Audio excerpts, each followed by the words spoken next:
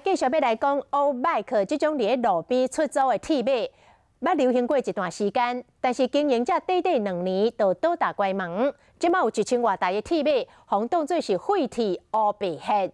环保局准备要甲拆掉卖掉，但是一台只会当卖70块，这业者还阁欠1857万的保管费，公司已经走到无半人了，这个钱恐惊就要全面负担。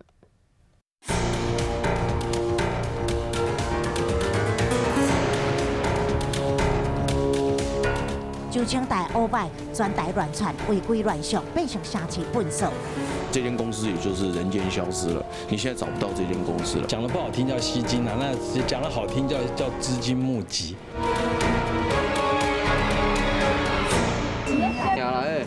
2017年4月初2，欧拜登陆台湾，无定点的创新租借方式，只要用 APP 扫描，随租随行，引发风潮。这个欧拜克的实施，你知道，世界潮流是这样，就是挡不住。官文底也阁曾经预言，欧拜克会拍败 U 拜克，全盛时期台北市刀坑上悬8,000台，另外新北市宜兰台东分林14个县市毛跟进。奇怪是业者煞拒绝透露全台刀坑的总数，因为管理一直是一个谜。后来的一个发展呢，其实就是说考验了人性啊，也就是说大家就乱丢。今天是一个毒瘤，然后呢又不愿意承认这是一个错误的政策，那没有人承认啊。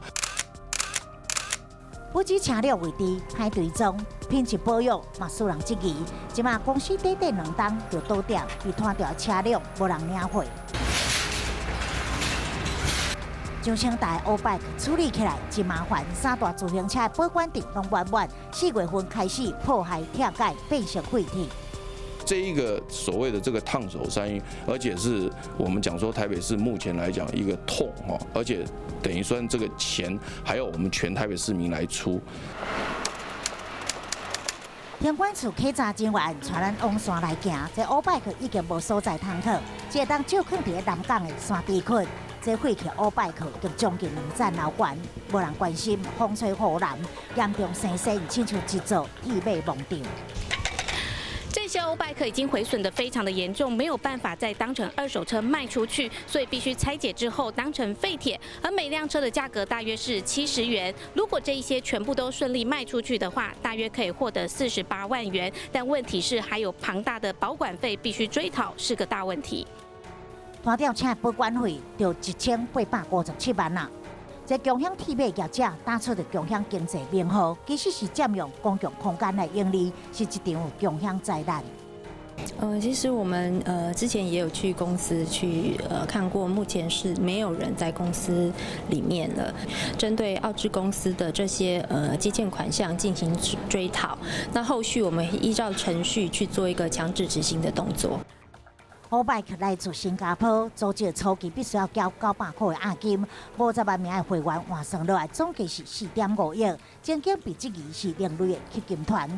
业者才把押金改做多台金，倒店了后，真侪人伫业者的面前观望，声讨行政。